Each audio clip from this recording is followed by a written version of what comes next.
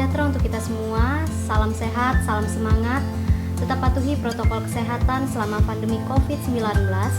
Hindari kerumunan, tetap menggunakan masker, dan selalu mencuci tangan. Sebelumnya, perkenalkan, nama saya Fainta Jono. Saya dari Program Studi Pendidikan Bahasa dan Sastra Indonesia, FKIP, Universitas Palangkaraya. Baik, kita masuk ke materi, yaitu penyampaian ide melalui anekdot. Pengertian teks anekdot. Teks anekdot adalah cerita singkat yang di dalamnya mengandung unsur lucu dan mempunyai maksud untuk melakukan kritikan. Teks anekdot biasanya bertopik tentang layanan publik, politik, lingkungan dan sosial yang dikemas di dalam cerita lucu. Biasanya teks anekdot ini tidak memuat hanya humor, tetapi juga memuat amanat, pesan moral. Ciri-ciri teks anekdot. Ciri-ciri teks anekdot adalah yang pertama berupa teks mendekati perumpamaan, yaitu layaknya karangan cerita yang berdasarkan imajinasi dan bisa juga secara nyata. Yang kedua itu menampilkan tokoh-tokoh yang dekat dengan kehidupan sehari-hari, yaitu misalkan seperti orang-orang pemerintah. Dan yang ketiga itu bersifat lucu tetapi menyindir. Seperti sebelumnya yang saya jelaskan tadi, teks anekdot ini memuat sindiran tetapi dengan cara yang berbeda. Yang keempat, terselip kritikan atau tujuan. Selanjutnya, mengkritisi teks anekdot dari aspek makna tersirat.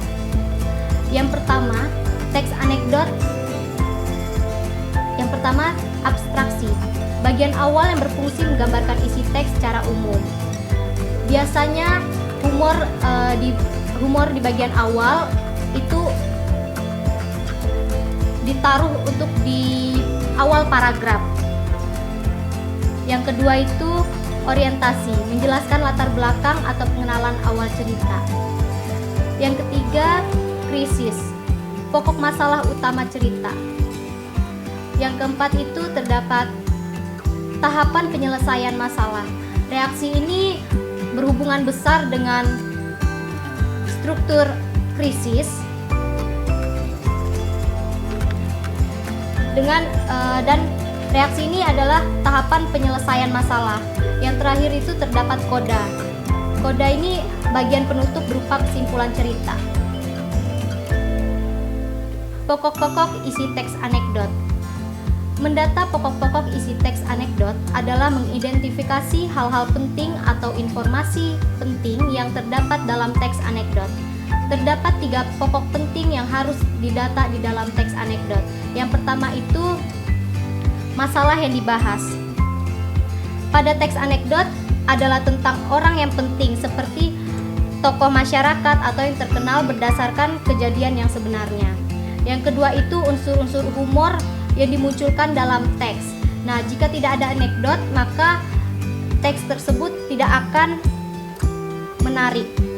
Yang ketiga, kritikan atau sindiran yang diselipkan secara tersurat maupun tersirat di dalam teks.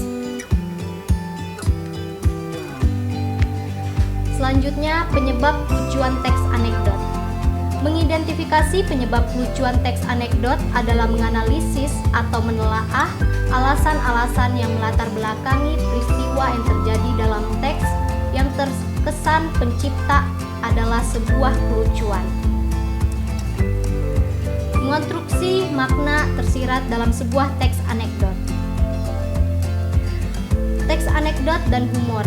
Meskipun teks anekdot itu merupakan cerita yang lucu, tetapi tidak serta-merta dapat disamakan dengan humor.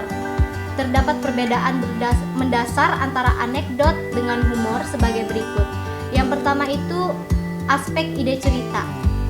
Anekdot mengangkat cerita peristiwa nyata, sedangkan humor itu merupakan cerita rekaan. Yang kedua, aspek isi. Anekdot mengangkat masalah tokoh publik atau masalah orang banyak, sedangkan humor mengangkat masalah untuk umum dalam kehidupan sehari-hari. Yang ketiga, aspek fungsi komunikasi. Anekdot menyampaikan sindiran atau kritikan, sedangkan humor semata-mata untuk menghibur. Yang keempat itu ada aspek makna. Anekdot melakukan penyadaran moral, sedangkan humor tidak membawa pesan apapun. Selanjutnya, kritik dalam teks anekdot.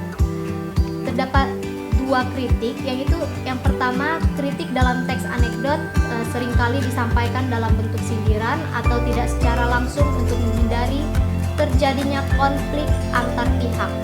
Dan yang kedua itu, untuk mengetahui dan memahami kritik dalam teks.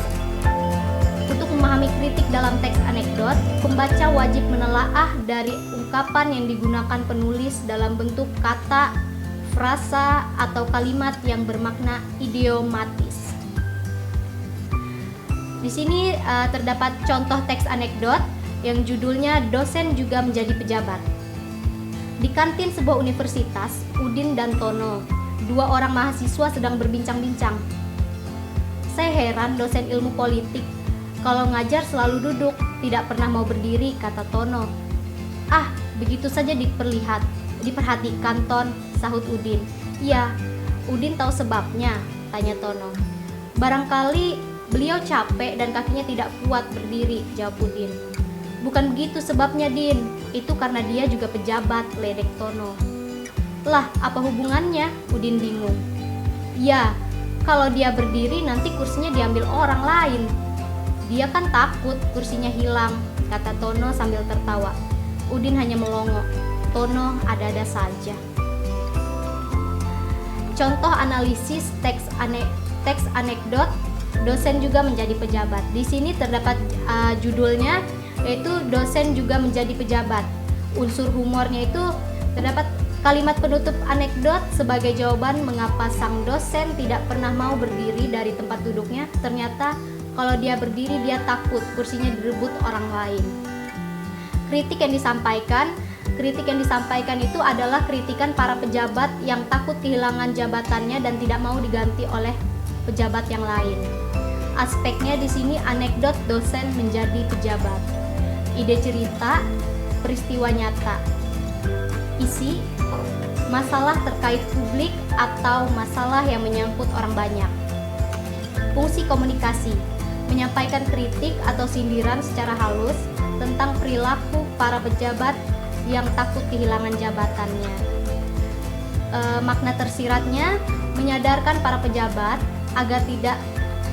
agar jika masa jabatannya sudah habis, mereka bersedia untuk turun dari jabatannya dan siap untuk digantikan oleh orang lain. Nah, penyebab kelucuannya di sini Tono yang memperhatikan kelakuan dosen ilmu politik yang tidak pernah berdiri dari tempat duduknya karena takut kehilangan kursi.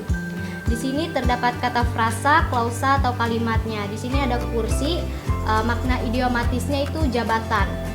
Yang kata frasa, klausa, atau kalimatnya takut kursinya diambil orang, makna idiomatisnya takut jabatan diambil oleh orang lain.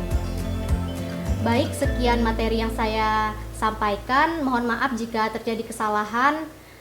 Terima kasih.